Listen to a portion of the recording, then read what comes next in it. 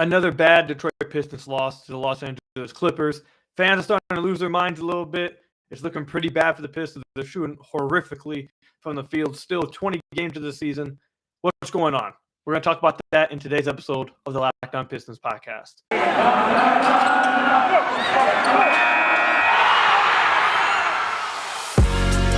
You are Locked On Pistons, your daily Detroit Pistons podcast. Part of the Locked On Podcast Network, your team every day.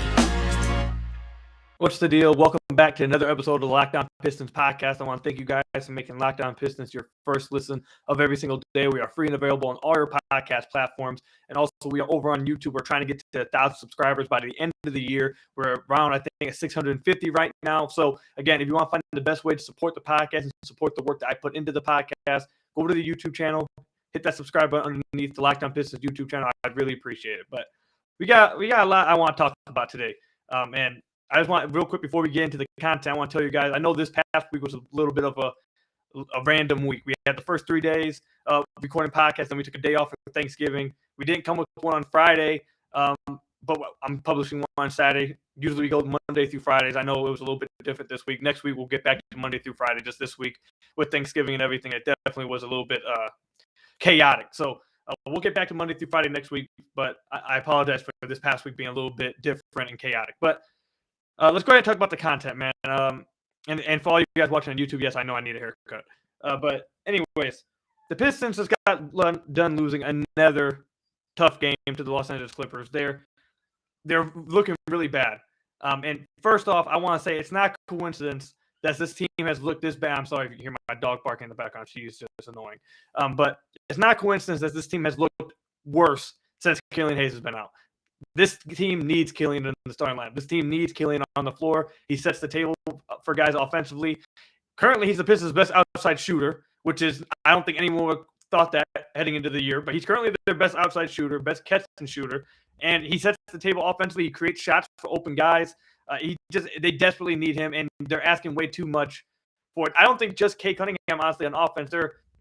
Part of it has went to now Cade Cunningham's being asked to do a lot, but now that's called for other guys that feel like it's my time to shine. I have to go out there and do stuff. I think you've seen that translate to very, very bad things and bad play and just things that are tough to watch as a fan from, I'd say, Jeremy Grant, from Sadiq Bey, and others as well, Corey Joseph. So I think they desperately are missing Killian Hayes, obviously. But there's something that I have to talk to you guys about. So Dwayne Casey said a few weeks ago that he was going to wait till around 20 games to really evaluate. He thought that was a good enough sample size to evaluate some things, which I agree. Should it be like your final say and everything? Absolutely not. But 20 games, I feel like it's a good enough sample size to evaluate some things that you've seen thus far. It will change. A lot of things will probably change over the next 20 games and the next 20 games. But evaluating things by 20 games, I think it's a pretty good idea. I think that's when you get enough sample size to know what's going on and it's trending a certain type of way, etc. So I agree with him in that aspect. So the Pistons are on game 19. Okay. We're about to have a really tough conversation. Okay. I know I like to have tough conversations about certain people. We're having another tough conversation about somebody. The Pistons are currently the worst team in the entire NBA in three-point percentage. They're the only team in the NBA shooting under 30% from beyond the arc. They're shooting 29.3%. Okay. That is horrific. For as many threes as they get up, they get 37 threes up per game. This is that they rank the Pistons rank 11th in the NBA in 3-point attempts. They are last in the NBA in 3-point percentage. That's horrific. We're talking about historically awful rates. Like that, not just this year, past 5 years, 10. We're talking about historically awful rates right there. This is why we're having this tough conversation.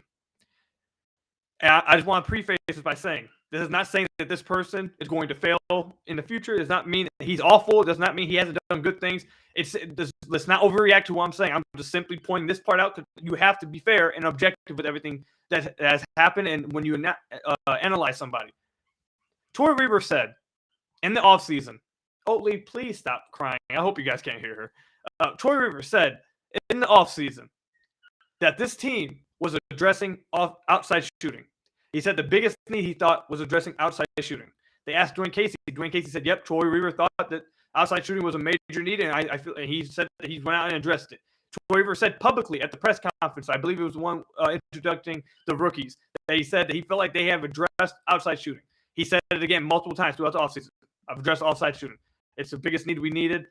I've tried to address it this offseason. Now, some people may say that he was just talking to the public, giving them what they wanted to hear, that he knew damn well that he didn't address outside shooting. That may be the case. Maybe he was just, window shopping to all the Pistons fans out there. Maybe that's what it was. But when you publicly come out and say that this was something that you attacked in the offseason and you feel like you have shored up that issue, when you say that, and then through the first 20 games of the season, that part that you thought you said you shored up is looking at historically awful rates, that's something that that has to be a critique of Troy Weaver. Now, some of you may say, "Cool, they're without Kelly Olynyk. He was supposed to help them." Well, Kelly Olynyk in the games he was playing, he shot 34% from deep. Now, that's not awful, but that's not what they were expecting from Kelly Olynyk, and that's not keeping them, that's not to an extent that you feel like they completely shorted up. That's 34% is below league average. So it's not awful, but it's definitely not what they expected from him. Now, it's only been 10 games for him, and would he have ended up shooting better than that?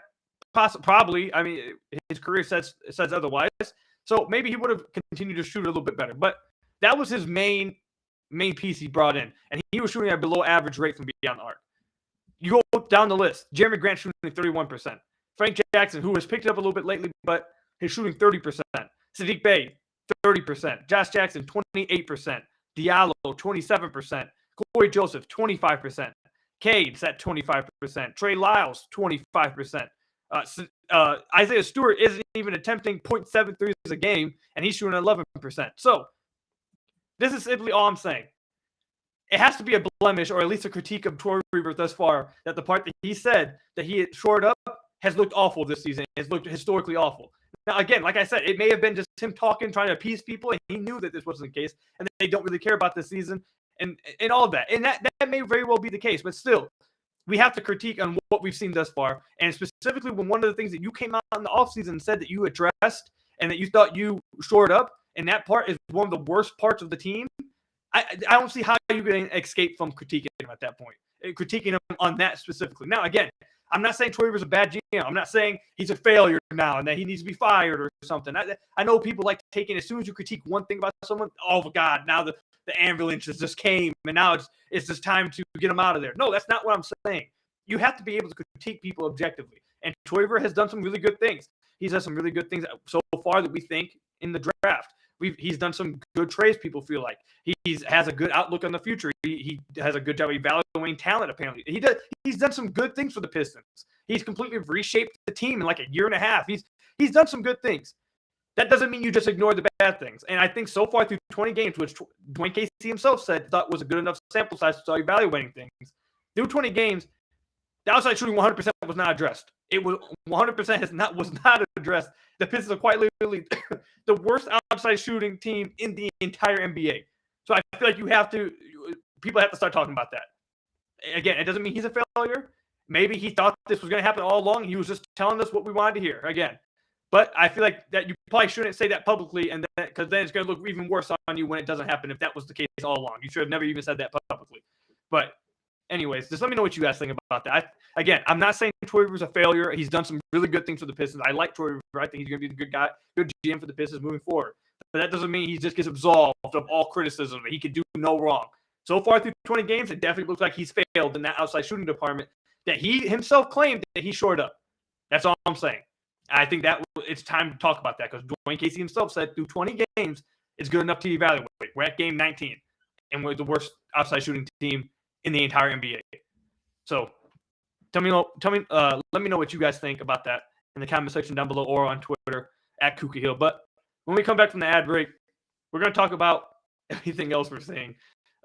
A bunch of bad things. There's nothing really positive about the Pistons this far. We'll talk about Cade Cunningham. We'll talk about how they're missing Killian Hayes. We'll talk about all the other things within the offense when we come back from the ad break. But first, I have to tell you guys about one of our favorite sponsors, BetOnline AG. Betting is now legal in Michigan, and if you're anything like me, you want to take advantage of that instantly. However, there's one problem I constantly ran into. There's so many different apps to bet through. Which betting app is the best to use? Which one is the best for me? That's why I found BetOnline, the fastest and easiest way to bet on all your sports action.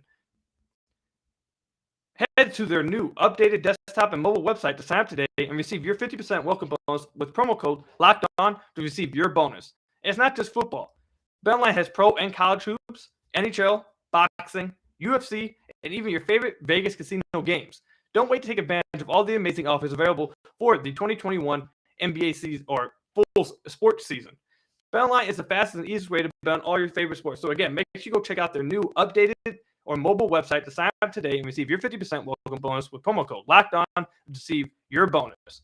BetOnline, your online sportsbook experts. So obviously, first, let me thank you guys for making Locked On Pistons your first listen every single day. We are free and available on all your podcast platforms. And again, if you want to find the best way to support the podcast, go to the YouTube channel, hit that subscribe button. We're trying to get to 1,000 subscribers by the end of the season. So again, if you want to find the best way to support the podcast, make sure you go do that. I'd really appreciate it. But Cade Cunningham has struggled over the last few games. He really has. Am I worried about Cade Cunningham moving forward? No. I don't think any of us really are. I don't think I've seen any fans that seem like they're really worried about Cade Cunningham in totality and moving forward kind of things.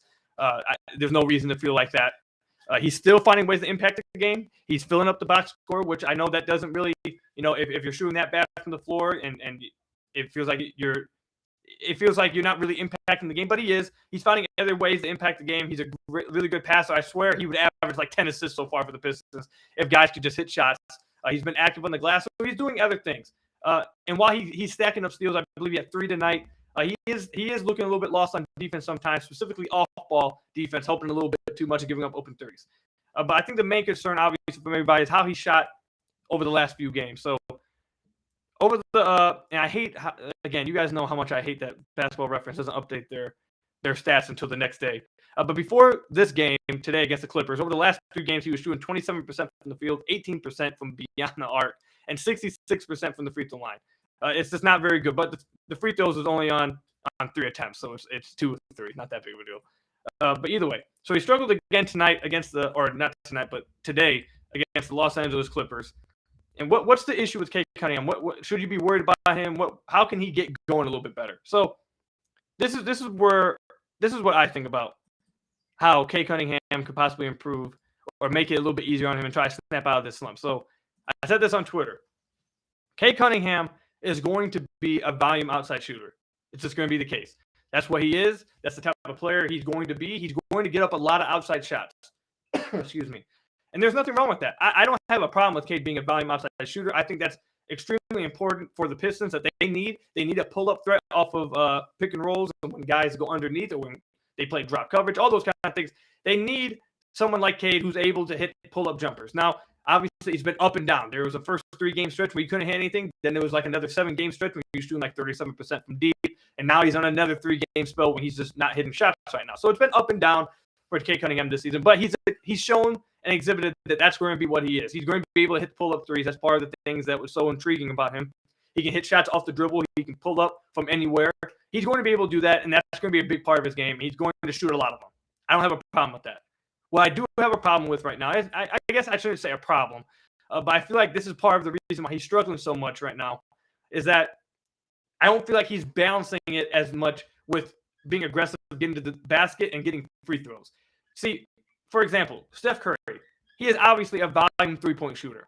But Steph Curry is not just a three-point shooter. Steph Curry is able to get to the basket. He still attacks the basket very often. He draws free throws. He does all those things. So while he is a volume three-point shooter, he balances it with being aggressive, getting to the basket, and getting free throws. Same thing with Trae Young. Trae Young is a volume three-point shooter, but he balances it with getting to the lane, getting free throw attempts, which I'm sure his free throw attempts are down this year with how the free throws fouls are being called. But either way, you guys get the point. There's nothing wrong with being a volume three-point shooter when you're a primary ball handler if you're able to balance it with being aggressive to the basket and knowing when to pick your spots. And I feel like that's where Cade Cunningham is struggling the most right now. Not even just hitting his shots. Hitting his shots, that's going to come and go throughout his rookie season. I'm not worried about him really shooting-wise. I really am not. I know some of you guys may be, but I'm seriously not. Cade's going to be a really good shooter in this league. I'm really seriously not worried about that. What I'm worried about, again, I guess maybe I should have changed the word from worry. Just think something he needs to improve on, something he's struggling right now in his rookie season, which is fine. But it's that balancing act that he's doing. So right now, about just a little over 50% of his attempts are coming from beyond the arc. he's shooting more threes. More percentage of his shots are threes than Sadiq Bey for the Pistons. More percentage of his shots are threes than Jeremy Grant. Okay, that shouldn't be the case. Cade, I have no problem again with him being an outside volume shooter, but he needs to balance it with getting to the basket. If you guys remember earlier on when he first came back from his injury against the Nets, there was that play against KD when he took him to the rim and finished on the basket. There's another one when he took James Harden to the rim, finished at the basket. I feel like earlier on in his season when he first came back, he was balancing it a little bit more. He was struggling from outside, but I feel like he was balancing it a little bit more about getting to the rim, when to attack, when to settle for a three. I feel like he was doing a better job of that. So, like, for example, against the Brooklyn Nets, he was shot 17 from the field, but shot 3 of 7 from deep. So a little bit under 50% of his shot attempts came from beyond the arc. Now, he still didn't shoot that well, but I thought he had a really good game. He had 17 points. He shot 2 free throws, and he shot 3 of 7 from deep. So I thought that he had a pretty good game that game, and he was able to bounce it a little bit more. Again, next game against the Houston Rockets, shot 8 of 18. 8 of his shot attempts were from beyond the arc. That's a little less than 50%. So I feel like I said, earlier on in the season, he was doing a better job of balancing it. But now I see him starting to press a little bit. And I really do think that a lot of it has to do with the fact that Killian Hayes is out, and he's really feeling the pressure on trying to carry this offense. And a lot's being asked of him. Teams are trapping him now off screens, which I think that might be taking out some of his opportunities, because he's making the right read out of these traps. He's getting out of his hands quickly and trying to rotate it. His teammates are just bad, which, I mean, we can't hide away from that much longer. His teammates are just awful. So he's making the right reads, I feel like, out of the trap. It's just teammates can't convert on him. But my point is that maybe the traps are taking away taking away some shot attempts that he would otherwise have attacking the rim off a pick and roll.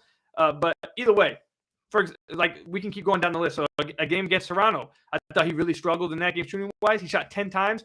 8 of them were threes. That's 80% of your shots are threes. Against the Sacramento Kings, he had probably his best game. He shot 20 shots. 11 of them came from 3. He hit shots that game. Okay, fair enough. He has another game. Golden State, he shot 3 of 8 from deep, 12 shots overall, over 50% from deep. 6 of 21 against the Lakers, 1 of 9, just a little under 50% from deep. So you guys get what I'm saying. Then you have the game against Miami. 7 of his 10 attempts were from beyond the arc. You have the game against Milwaukee. 6 of his 10 attempts are from beyond the arc. So I feel like that's where Cade really needs to improve on. That's my overall point. He needs to learn and adjust to the NBA and adjust to this style while Killian Hayes is out, which hopefully Killian Hayes will be returning Sunday against the Lakers. But either way, I feel like that's the major part where Cade's struggling. Not even his outside shooting, not even just making shots. A lot of his shots have just been in and out. I'm seriously not worried about that. It's just now I feel like the part he needs to adapt to and learn is that, okay, I can be this volume outside shooter. I can use this pull-up threat and be that pull-up guy. But I need to learn how to balance that and get to the free throw line, how to get to the rim, when to get to the rim. I don't think he struggles getting to the rim, but he doesn't do it as much lately. Over the last 3 games, I feel like he hasn't been doing that as much lately. Now, in the game against the Clippers, Dwayne Casey did bring him back in this fourth quarter, and he started getting a little bit of a rhythm because he started getting to the basket. He started drawing free throws. He started hitting his free throws. He started seeing the ball go in the basket. And he still ended up having a bad game shooting-wise because he struggled really for the first 3 quarters. But that fourth quarter, he started getting in the basket, and he started to look a lot better. He started looking like Cade Cunningham. So I'm not worried about Cade at all. I feel like this is one of those, one of those things he's just going to take all his rookie season, I feel like, probably to learn this. If you go look at Trae Young's shooting percentages as well, his rookie season, one of you guys pointed this out to me, and you're absolutely correct. Trae Young shot 41% from the field his rookie season, 32% from deep. He went through these exact same struggles as Cade is, picking his spots, when to launch from deep, when to get these threes up, when to attack the paint, when to all these kind of things. It's something that main ball handlers like Cade, they're going to have to adjust to. They're going to have to learn. And it's going to be a process throughout the year. So that's the part I'm really I'm not worried. Let me stop saying worried, but part I want to see him start to get better at and develop throughout the season. But overall, I'm not that worried about Cade Cunningham. It's just a learning process that he has to get through. I still think he looks pretty good. I think all of you guys would agree when you watch him, he looks like the guy. He's just not hitting shots right now, which is fine. He had that up when he was hitting all of his shots. Then he came back down in the last 3 games. When Killian comes back Sunday, we'll see. Or I think he's going to come back Sunday. If he does, we'll see how Cade looks and if he looks better. Because the whole team, I feel like, is really missing Killian Hayes. But when we come back, we'll also talk about some of the other players, Jeremy Grant, Isaiah Stewart, some of these guys who are, I feel like, really struggling. And we'll talk about ways that they could possibly get better and things that they needed to stop doing, and some concerns about all that. But first, I got to tell you guys about your favorite sponsor, Built Bar. It's the most wonderful time of the year, Black Friday. Built is going all out to make this Black Friday weekend the most delicious Black Friday that was ever in the history of Black Fridays. New limited time flavors, new types of bars, and a winter wonderland of a deal. You want high-end deliciousness at a discount? All through Black Friday weekend, get at least 20% off anything and everything at Built.com. Just enter promo code LOCKED20. There's a new flavors like Ruby Chocolate Puffs, which they shipped me these a few days ago. They're by far my favorite ones. They might be up there with the peanut butter ones. I don't know, but the Ruby Chocolate ones, out of the new flavors, they're my favorite. I absolutely love them. They also have another new flavor with lemon dip cheesecake puffs, and another one with new, Built Crave Bar. So there's no need to fight angry crowds, no camping out for hours at your favorite stores to get yourself one of your favorite protein bars. You can just head over to Built.com and get some Black Friday deals for some Built Bars. 'Tis the season to save and to give your taste buds the gift of Built Bar. 20% off Built Bars and 2 free Crave Bars, all at Built.com. Plus, you can get 60% off at Built. Plus, you can get 60% off Built Broth and Built Boost and 40% off Built Swag. Just enter code LOCK20 at Built.com. Built Bar, the best tasting protein bar ever. So again, I want to thank you guys for making Locked On Pistons your first listen of every single day. We are free and available on all your podcast platforms. And if you want to find the best way to support the podcast, I've told you guys this over and over. We're going to keep telling you guys until we get to 1,000 subscribers. You want to find the best way to support the podcast, head over to the YouTube channel, hit that subscribe button. We're trying to get to 1,000 by the end of the year. So if you guys want to support the podcast, again, the best way is to go over to that YouTube channel, hit that subscribe button, and help us get to 1,000 subscribers. I'd really appreciate it. But yeah, man, Pistons offense has been really bad. And, it's not just Cade. It's not just missing Killian Hayes. It's not just the fact that Kelly Olynyk got hurt. Like, it was bad before all that stuff kind of started happening. And, there's something that has to be talked about with Jeremy Grant. And it's just, they have to find a way. And we had James Edwards III from The Athletic on like a week and a half ago, I believe. And he mentioned this. It looks like Jeremy Grant, pauses ball movement, and he pauses, the flow of the offense to go into a drawn-out ISO. And I feel like we're all sick of watching this, specifically us who have been watching since 2013, who watched who should not be named take long twos every second possession. I feel like we're done seeing it, and the team should be done seeing it because it's just not good offense. It's really not good offense at all. Jeremy looks a lot better when he's getting to the basket, but these long twos and long drawn-out ISOs, I mean, if he really is going rogue, like James Edwards seemed to suggest may happen on occasion with these players, and I know some of you guys have even suggested that it looks like maybe he's going rogue. If he is going rogue, I mean, Dwayne Casey needs to have a talk with him, or they need to find a way to stop that from happening. It just has to be cut out the offense. It's really bad. It's just it's not good for the team. And it's not doing anything for Jeremy himself or the team. It's really bad. So I feel like that's somewhere that they have to something in the offense that just needs to be cut out the offense. I feel like it would make it a lot better. Tell them that you can you can ISO, do your thing, but get to the basket. Stop taking these long twos. Like tonight, he shot 5 of 16, or today, he shot 5 of 16 from the field. He started off the game 0 of 5. And part of the problem with Killian Hayes being out, I feel like, is that it's putting the ball in Jeremy Grant's hands even more. And that's not a good thing for the Pistons right now. He's not. There was a play very early in this game. He drove to the basket, and there was a very basic read to Sadiq Bey in the left corner. His defender had helped all the way down to Jeremy Grant, and it was going to be a tough runner over 3 people. And Sadiq Bey's wide open in the left corner, and Jeremy Grant just doesn't make that pass. He can't make these reads. He's not one of those guys who is a very good playmaker at all. He struggles at that tremendously, making the right reads when the defense commits, when there's pressure applied to him by more than one player. He struggles at that. So the fact that Killian Hayes has been taken out the lineup because he's been hurt, obviously, it puts more onus on Cade Cunningham, but also it puts the ball in the hands of Jeremy Grant a lot more, and he just hasn't been making the great decisions with the ball in his hands either.